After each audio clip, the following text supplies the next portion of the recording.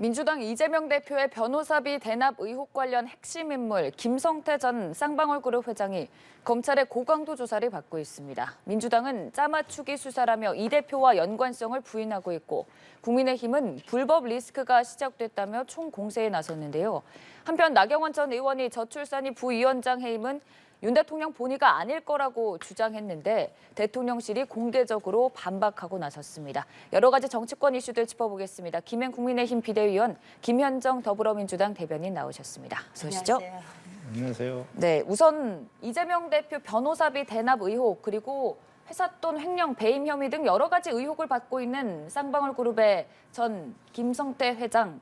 일단 어제 이어서 이틀째 검찰의 고강도 조사를 받고 있는 상황인데 이를 둘러싸고 여야 공방이 좀 엇갈리더라고요. 우선 바라보는 시각이 어떠신지 먼저 묻고 시작해보도록 하겠습니다. 네, 예상했던 대로 이재명 대표와 김성태 전 쌍방울 회장은 서로 모른다 이렇게 얘기하고 있죠. 네. 그런데 이제 잘 아시다시피 이제 이재명 대표께서는 모른다고 하시는 분들이 너무 많으니까 참 어떻게 받아들여야 될지 모르겠어요. 네. 그런데 이제 두 분이 아주 친한 사이다라고 하는 네네. 증언이 법정에서 나왔죠. 잘 아시다시피 법정에서는 거짓말을 하기가 어려워요. 이제 검찰에서는 죄송합니다. 묵비권을 행사할 수도 있고 또 이제 좀 거짓 진술을 해도 뭐 넘어갈 수 있지만 법원에서는 이제 거짓 진술하면 위증죄가 추가되지 않습니까? 그래서 이제 심각한 상황에 도달하죠. 그런 마련에서 이제 그 김성태 전 그 쌍방울 회장의 비서실장이 거짓말을 했을까라고 보기는 쉽지 않을 것 같아요. 네. 일단 쌍방울그룹의 김성태 전 회장이 입국하면서 이 대표를 모르고 이 대표에게 돈이 흘러간 적이 없다고 말했고 이 대표도 모른다고 했는데 쌍방울그룹의 전 비서실장이 두 사람이 가까운 사이였던 것으로 안다는 진술을 하고 나서 좀 파장이 커지는 것 같습니다. 이 부분을 짚어주셨는데요. 일단 그 비서실장의 증언은 구체적인 이렇게 녹취라든지 정황이라든지 이런 게 있는 것이 아니라 친하다고 들었다라고 한 진술이어서 그리고 당사자인 김성태 전 회장하고 이재명 대표는 서로 모른다라고 지금 부정하고 있지 않습니까? 네. 당사자들이 부정하고 있기 때문에 그거에 대한 증거 능력은 없다라고 이제 보는 게 맞는 것 같습니다. 네. 전원이다라는 부분을 좀 짚어주셨는데요. 네, 물론 이제 회사 내에서 두 사람이 친하다 이런 말들이 많이 돌았다 이런 말이지 않습니까? 저는 이제 이렇게 생각을 해요. 이화영 전 경기도 평화부지사께서 이미 구속되어 있어요. 대북 산업에 상당히 관여를 한 것으로 보여지고 그때 당시 경기도에서도 그 쌍방울 김성태 전 회장과 불법적인 대북 사업에 굉장히 깊이 관여되어 있는 것 같아요. 잘 아시다시피 이제 외환 밀반출한 것도 있고 그중에 일부 돈이 지금 이북으로 갔다는 증거들도 나오고 있지 않습니까? 이런 마련에서 이것은 비단 그 변호사비 대납 문제뿐만이 아니라 정말 그 외화가 밀반입 돼서 중국을 통해서 북한으로 넘어갔다. 이것은 상당히 심각한 정말 국가 보안에 관련된 네. 법이기도 하고 그 죄가 상당히 크죠. 그래서 이 파장은 저는 만만치 않을 것으로 봅니다. 네. 반역죄에 해당하거든요. 외국 환거래 위반법 그리고 대북 송금 의혹, 해임 백령 혐의, 배임 혐의 여러 가지 부분들을 좀 의혹으로 받고 있는데 이르면 오늘 중으로 구속영장 청구할 것이라는 전망도 나오고 있습니다. 여기에 이재명 대표 변호사비 대납 의혹과 관련된 부분도 좀 명시가 되어 있을까요? 그러지는 못할 거라고 예상이 네. 되는데 왜냐하면 지금 김성태 전 쌍방울 회장이 받고 있는 그 혐의들은 한 4가지 정도 되는 것 같아요. 횡령 배임이 있는 것 같고 그다음에 자본시장법 위반 그리고 이제 말씀하신 대북 송금하고 변호사비 대납 이렇게 4가지 건이 주로 있는 것 같은데 어제 이제 소환돼서 주로 이제 조사받은 것은 횡령 배임과 관련된 부분들이라고 해요. 그리고 이제 오늘 이제 새벽 2시까지 이제 48시간 이내에 구속영장을 신청해야 되기 때문에 네. 그 4가지 전체에 대해서 구체적으로 다 이렇게 물리적인 시간상 조사가 가능하진 않았을 거라고 보거든요. 그리고 김성태 전 회장이 귀국하면서 변호사비 대납권은 전혀 아니다, 사실이 아니다라고 얘기했기 때문에 본인이 강하게 부정하고 있는 내용들을 그 횡령 배임 조사하면서 그것까지 포함해서 조사를 하기에는 물리적 시간도 부족했을 것 같고 본인이 강하게 부정하고 있고 또 변호사비 대납권 같은 경우는 이미 검찰에서 불기소 처분해서 종결된 사안이거든요. 종결된 사안이고 이런 사안이기 때문에 오늘 구속영장 청구에 변호사비 대납권을 포함시키는 것은 현실적으로 가능하지 않다 이렇게 생각합니다. 네, 같은 생각이세요? 그래서 이거 이제 불기소된 것이 무죄다 이런 뜻은 아니죠. 그래서 다시 조사하는 거 아닙니까? 당시에 이제 이재명 대표 주변에서 네 분이 유명을 달리하셨어요. 그 중에 한 분이 이제 고 이병철 씨 아닙니까? 그 고 이병철 씨가 그분께서 그 이병철 변호사 제가 잠깐 성함을 까먹었는데 죄송합니다. 더 잘하실 것 같아서. 예, 이거 제가 그 변호사비 대납권 관련해서 좀 말씀드릴게요. 이 변호사비 대납권이 어떤 사안이냐면 그러니까 이모 씨하고 최모 씨가 이제 사업가 A라는 사람이 있었는데 그 사업가 A 씨에게 이재명 대표의 변호사를 맡았던 이태영 변호사를 소개시켜 주겠다. 그런데 이태영 변호사는 마치 이재명 대표와 관련된 변호사비로 20억을 받을 만큼 수임료를 많이 받는데 10억 해주겠다. 그러니까 한 1억 정도를 후원금을 내라. 이런 식으로 이제 그 사업가 A 씨를 이렇게 속이는 그런 과정 속에서 그런 내용들을 녹취를 하고 그 녹취의 근거에서 이제 고발을 한 사항이거든요. 고발은 그런 상황인데 이와 관련해서 최모 씨가 같이 녹취에 참여했던 최모 씨가 검찰 조사 과정에서 이 진술이 잘못됐다라고 허위 진술이 한 것이다라고 진술서까지 검찰에 제출을 했고요. 또 이 고발 이후에 검찰에서 세무서라든지 또는 변호사 단체 이런 또 전방위적으로 압수수색도 했고 관련된 그 변호사단이 있어요. 이재명 대표와 관련된 변호사단 다수에 대해서 다 소환해서 참고인 조사도 하고 그런 다 조사들을 한 이후에 이게 증거가 불충분하다 그래서 불기소 처분된 건입니다. 그리고 2021년 10월 달에 경기도 국감에서 이재명 당시 경기도지사도 그와 관련된 이제 변호사비 납부한 송금 계좌 같은 거를 다 공개함으로 인해서 3억 정도를 갖다가 지출을 했다. 이 내용까지 다 확인이 돼서 일단락된 그런 내용인데 성남 FC 건처럼 다시 이제 재수사하겠다 이렇게 지금 밝히고 있는 그런 상황이고요. 조금 전에 말씀드린 것처럼 이번에 구속영장에 이 변호사비 대납권이 들어가느냐 안 들어가느냐의 문제는 그거를 검찰에서 다시 수사하고 안 하고의 그 문제를 떠나서 제가 말씀드린 것은 구속영장 청구 시간이 오늘까지잖아요. 오늘까지인데 어제 이제 우리 언론을 통해서 확인된 것은 횡령 배임권도 엄청나게 방대한 내용들이거든요.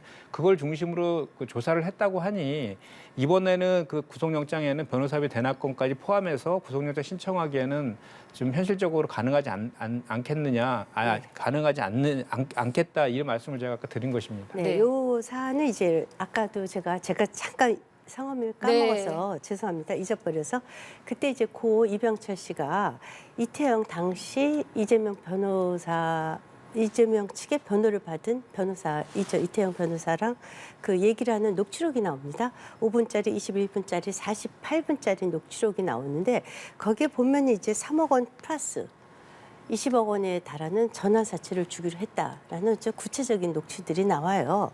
그런데 이제 이것과 관련돼서 불기소했지 불기소가 무죄는 아닙니다. 그래서 다시 지금 재수사가 이루어지고 있는 거고요.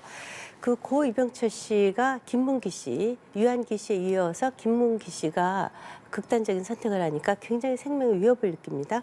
그래서 김문기 씨가 극단적인 선택을 한 직후에 페이스북에 이런 댓글을 남겨요.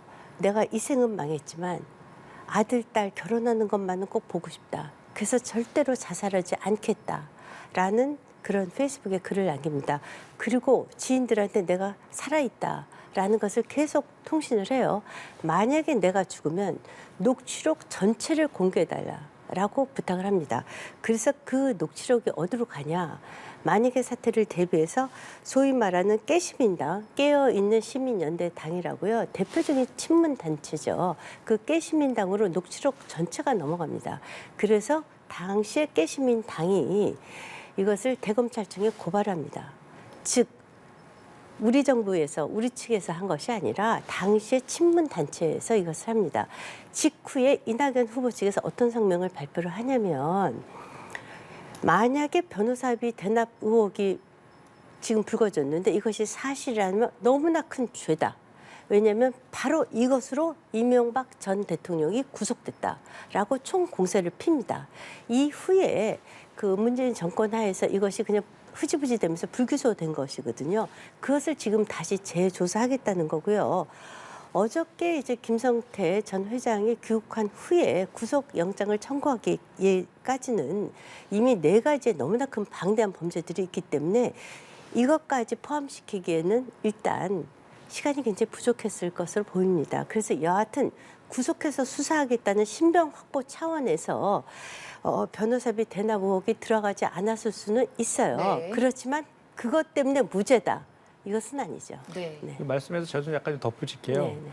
좀 전에 말씀하신 그 저기 20억 전환사채 네. 관련된 거는 이재명 대표의 변호사인 이태영 변호사와 같은 로펌에 근무하고 있는 이남석 변호사라고요. 네, 네. 그 친윤 검사로 유명한 특수부 출신 검사예요. 이남석 검사가 쌍방울 계열사의 M&A를 도와주는 과정에서 그분이 그 내용 그거를 수임을 한 것이고 이태용 변호사가 한 것이 아니고요. 이남석 변호사가 수임을 한 것이고 그 이제 M&A 과정에서 에스토로 계좌라 해서 M&A 하는 과정에서 이제 상대방을 서로 못 믿으니까 이 변호사 그 계좌에다 에스토로 계좌에다가 입금을 해놓고 그 M&A가 성사가 되면 그 돈을 이제 입금해주는 방식으로 하는 것인데 그 궁극적으로는 그 M&A가 결렬이 됐어요. 그래서 다시 네. 쌍방울로 돌려줬거든요. 네. 그래서 그런 내용도 하나 있고 또 하나는 그 깨시민당 고발 주체가 이제 친문 지지자들이 만든 깨시민당에서 한 것이다 이런 말씀을 하시는 건데 그 당시에 이 조사한 게 그 문재인 정부였어요.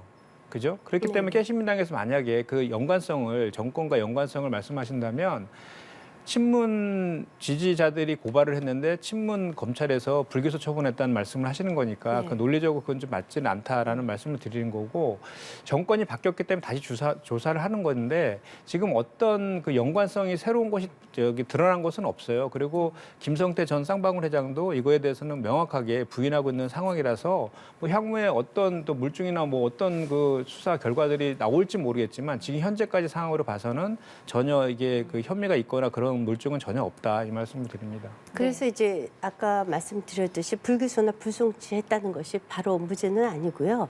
그래서 재수사가 들어간다. 마치 이제 민주당 측에서는 당시 불기소했는데 뭐 죄가 왜 없냐. 그래서 그 고발인들이 재수사를 의뢰하면 검찰로 다시 들어가서 재수사를 하는 겁니다. 그리고 이제 지금 김성태 그 전 회장이 횡령 및 배임 혐의로 지금 조사를 받고 있는데 쌍방울 전환사채를 매입하는 과정에서 30억 원 회사 돈을 횡령한 혐의 등이 나오고 있어요. 이런 돈이 과연 어디로 갔을까? 이런 돈이 그러니까 에스크로 계좌에서 20억으로 그 지금 말한 그 다른 변호사 뭐 소위 말하는 친윤 변호사인지 아닌지 전 잘 모르겠어요. 그분한테 가기로 했다가 이것이 M&A가 결렬되자 그냥 무효화됐다 이 얘기거든요. 근데 그럼에도 불구하고 지금 30억에 달하는 돈을 회사 돈을 M&A 한다고 하면서 그 횡령한 거가 지금 바로 제일 가까운 횡령 및 배임 혐의예요. 네. 그래서 이 돈은 검찰의 수사 과정을 좀 지켜보시면 좋겠다. 그러니까 이제 이런 생각이 들어요. 그 전환사채 20억으로 네. 그 같은 로펌에 있는 혹시 이재명 대표의 변호인인 이태영 변호사한테 갈 수 있겠다라는 의혹을 하는 것인데 그 20억 전환사채가 M&A가 무산되면서 다시 쌍방울로 돌려줬단 말이죠. 그러니까 전달된 게 없잖아요. 그것까지는 네. 이제 확인된 상황이라서 추가적으로 어떤 것이 있는지는 모르겠지만 현재 상황까지는 어떠한 연관성도 없다 그 말씀을 드리는 네. 거죠. 네. 앞으로 수사 과정 지켜봐야겠고요. 또 이재명 대표를 둘러싼 의혹이 위례 대장동 혐의점입니다. 검찰이 관련해서 이 대표에게 27일에 소환 통보를 한 상황인데 이에 대한 취재진의 질문에 이 대표는 입장을 밝히지 않는 상황이거든요. 출석할까요? 지금 사실 이렇습니다. 이게 지난 성남 FC 건도 우리 이재명 대표가 그 출두해서 조사받고 나와서 한 얘기지만 답정 기소다. 이미 이재명 대표와 관련된 그 혐의와 관련된 모든 것들에 대해서는 그 기소를 전제로 해서 지금 수사를 하고 있다라는 것이 우리 쪽의 입장이기 때문에 이 건도 마찬가지로 기소할 것이 명백하거든요. 그런데 기소할 것이 명백한 거에 대해서 그리고 소환이나 이런 것들은 사실 임의 조사인 거거든요. 네. 반드시 임해야 되는 이런 것들은 아니에요. 그런데 이미 기소를 다 정해놓고 한 거에 대해서 그리고 조사하고 소환하는 그런 과정들을 실시간으로 언론에다 유출함으로 인해서 그리고 들어가서 조사받고 있는 내용들까지도 언론을 통해서 이렇게 지금 노출이 되는 소위 말해서 그냥 악마화시키는 거예요. 여론몰이를 통해서 이런 식의 검찰에 수사하지 않고 정치하는 이런 것들에 대해서 계속해서 똑같은 방식으로 이렇게 당해야 되느냐 이런 기본적인 이제 문제 제기들이 당내에 있는 것이고요. 네. 지금 아직 확정은 되지 않았고 지금 고민 중에 있다 이 말씀을 좀 드리고 또 한 가지 덧붙이면 대장동 건과 관련해서는 원래 처음에 그 배임으로 시작됐던 거잖아요. 근데 갑자기 배임이 쏙 들어가고 정치자금법 위반으로 대선자금 이쪽으로 성격이 규명이 다시 바뀌었었거든요. 그것이 다시 돌아와서 다시 또 배임 쪽으로 다시 또 제자리로 돌아오는 이런 지금 상황이에요. 그리고 아시겠지만 지금 측근인 정진상과 김용이 구속 기소되어 있잖아요. 그런데 그 정진상, 김용에게 돈을 전달했다라고 하는 유동규가 그 정확하게 김용, 정진상에게 돈이 전달됐다는 것도 지금 확인하지 못하고 있는 이런 상황. 이런 상황 속에서 과연 이재명 대표를 불러서 어떤 거를 조사하려고 하는지에 대해서 사실 궁금증이 좀 의아한 점도 있거든요. 그렇기 때문에 이 문제 소환에 대해서는 우리가 좀 심사숙고해서 고민할 지점이 있다 이 말씀을 드립니다. 그 남욱 씨가 작년에 귀국했을 때 당시하고 지금 입장이 바뀌었어요. 당시 귀국했을 때만 해도 죄가 없다 뭐 이런 식으로 얘기했다가 지금 완전히 그 본인의 어떤 죄를 졌는지를 다 폭로하고 있고 내가 지은 죄만큼만 받겠다 이러고 있지 않습니까? 지금 김성태 전 쌍방울 회장도 현재 태국에서 구속되어서 이제 한국으로 송환될 때는 죄가 없다 이런 입장이지만 검찰의 수사 과정 중에서 저는 입장이 상당히 바뀔 것으로 이렇게 보고 있습니다. 그리고 기소가 답정 기소라고 말씀을 하시는데 죄가 있으면 당연히 기소되는 거죠. 그래서 저는 지금 이제 그 1월 그 임시국회를 그 방탄하려고 지금 열지 않았습니까? 1월 임시국회 김진표 국회의장도 지금 외국 나가셨어요. 대다수 국회의원들이 다 외국 나가셨어요. 의회에 의결될 사항도 없어요. 의안도 없어요. 그냥 열어놓고 있는 거예요. 지금 국회 열리고 있지 않습니다. 이거 정말 국회 모독이에요. 이거 왜 였는지 모르겠어요. 왜 이렇게 민주당이 단독으로 국회를 열어놨는지. 아마도 이달 말쯤에 또다시 그 이재명 대표에 대해서 구속영장을 청구할 수도 있을 것 같아요. 만약에 네. 그러면 또 뭐 임시국회 또 열겠죠. 그래서 또 방탄국회 하겠죠. 그래서 결국은 기소뿐이 갈 수 없는 상황이고요. 기소화 되면은 이제 법원에서 이제 진위를 다투겠죠. 법원은 또 검찰하고는 수사 과정하고는 상당히 다릅니다. 법원에서는 소위 말해서 그 이제 자기를 그 위증을 하게 되면 위증죄라는 것이 붙기도 하고요.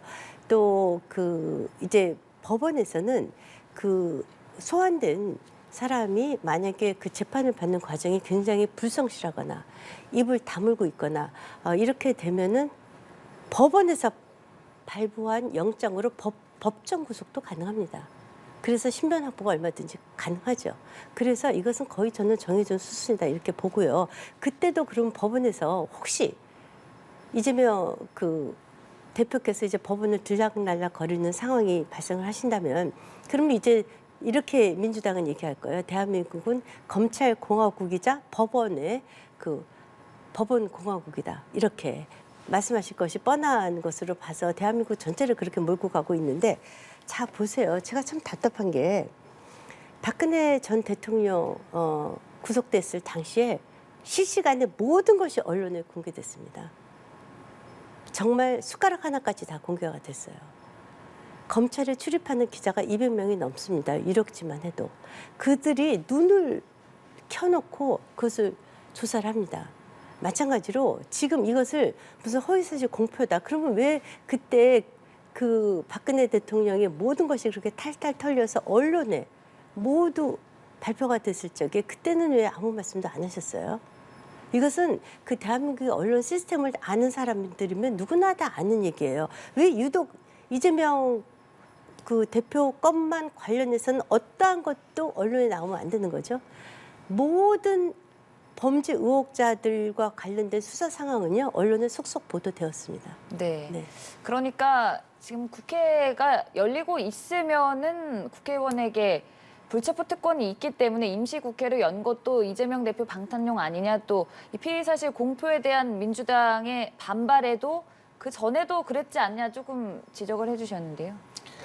그러니까 말씀하신 것처럼 이 정치 검찰이 문제가 있는 거예요. 검찰권 남용이라고 보는 거거든요. 그러니까 수사와 기소 독점주의를 취하고 있는 우리나라에서 비대해진 검찰 권력들이 어떤 저기 상황들이 있으면은 그거를 범죄화로 규정해가지고 피의 사실을 마구잡이로 유출을 해요. 그거로 인해서 확증 편향을 갖게 하고 재판에 이제 영향을 미치려고 하는 그런 것들이 지금도 끊임없이 이어지고 있는 거죠. 그것들은 정권과 상관없이 우리가 고쳐야 될 문제라고 제가 먼저 그 말씀을 좀 드리고, 그다음에 좀 고치시죠. 아까 말씀하신 네. 그 남욱 있잖아요. 네네.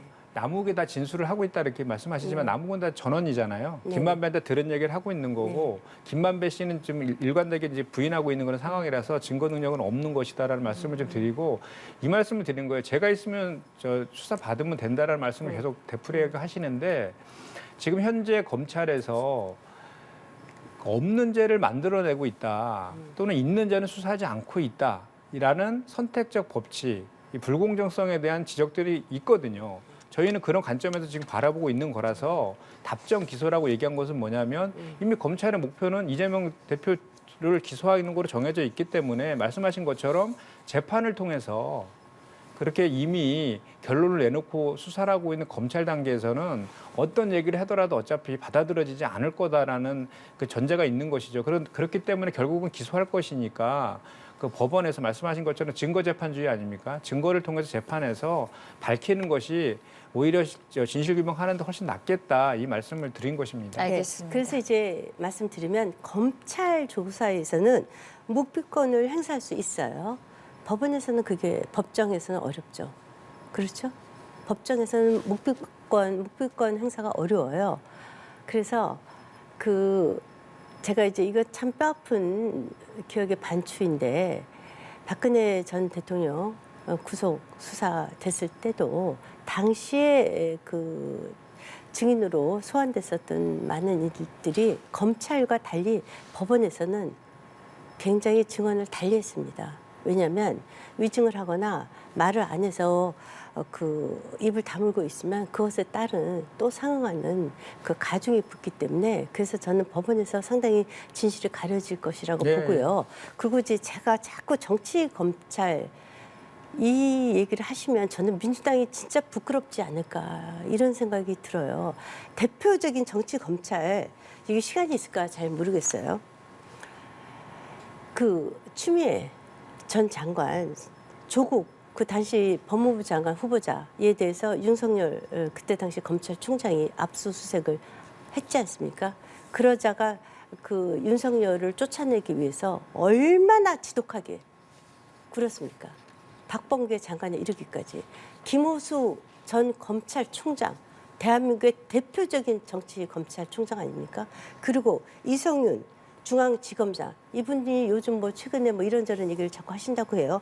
이분 정말 대표적인 정치 검사 아닙니까? 그리고 잘 아시다시피 이문정 씨, 이분들 그렇게 정치 검사 노릇하고 정권에 비붙어서 온갖 나쁜 짓을 다 할 때 왜 민주당은 입 다물고 있었어요? 이때 이분들이 그 정치검사 노릇할 적에 민주당 다 입 다물고 있고 저희 쪽 사람들 그냥 무더기로 기소되고 그러지 않았습니까? 그러니까 그 판단은 국민들이 하실 네, 거니까요. 네. 그리고 지금 현재 그리고 심지어는 만약에 말씀하신 것이 맞다라고 전제하더라도 네.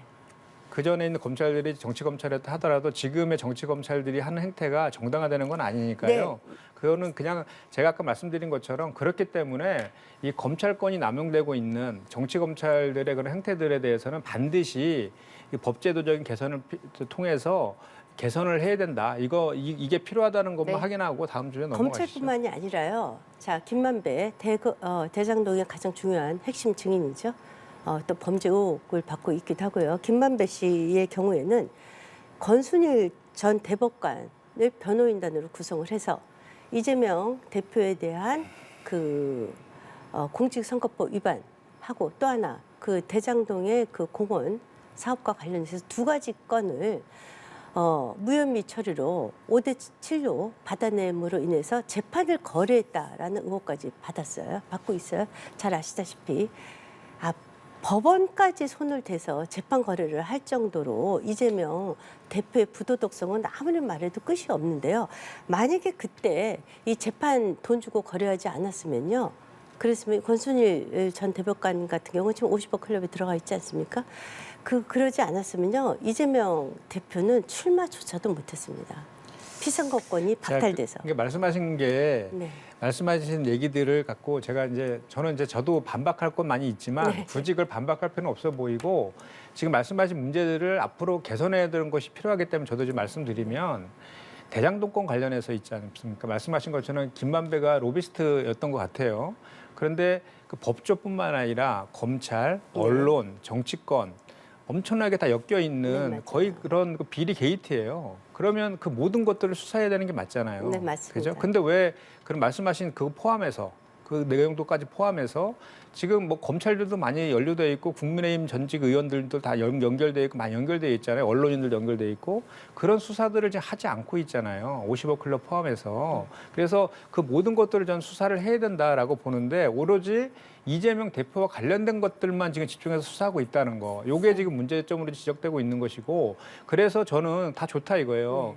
지금 수백 명에 달하는 검찰 수사관들 투입해서 지금 그 이재명 대표와 관련된 수사들 하고 있으니까 지금 말씀하신 그 내용 다 포함해가지고 수사를 해야 되는데 이미 제가 봤을 때는 국민들께서는 그런 편파적인 수사, 표적 수사에 대한 그 검찰의 그 불공정성에 대한 신뢰가 지금 많이 떨어져 있는 것도 사실이거든요. 그러면 지금 검찰들도 연루돼 있는 게 많잖아요.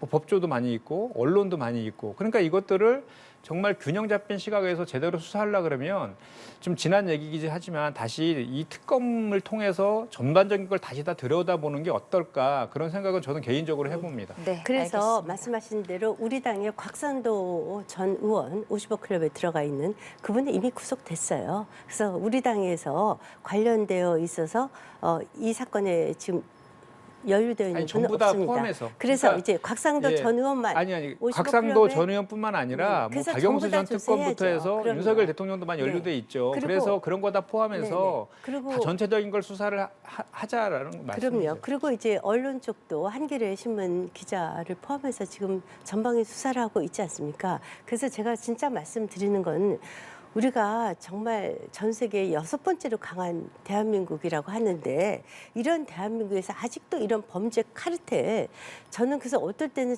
진짜 이런 생각도 들어요.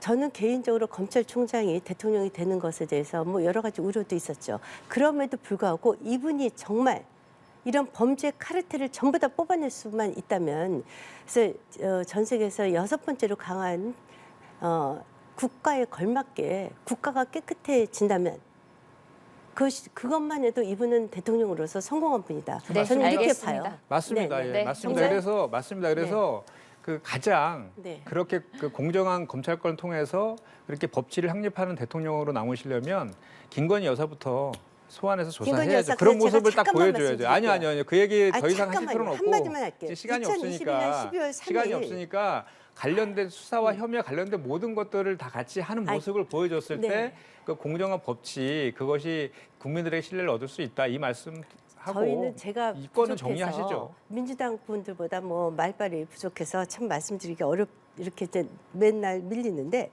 2021년 12월 3일 날 주가 조작 혐의 김건희 여사에 대해서는 당시 대표적인 친윤이 아닌 대표적인 친문 검사인 이성윤 중앙지검이 무혐의로 결론을 내리려고 했었던 겁니다.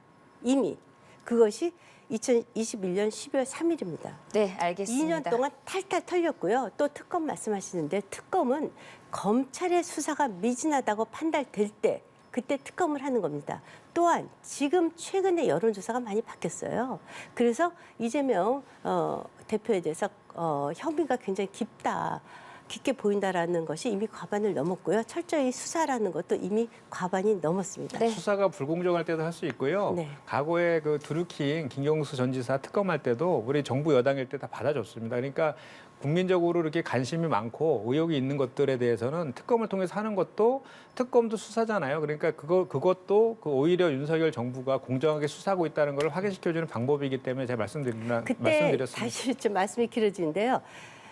우리 당에 그 김성태 전 의원 계십니다. 자, 이름이 지금 뭐 동명이인이라 그 쌍방울 김성태 전 회장하고 똑같은 분인데 이분이 이거 특검하자고 야당이 하도 그때 당시 여당이 안 받아줘서 단식 투쟁했어요.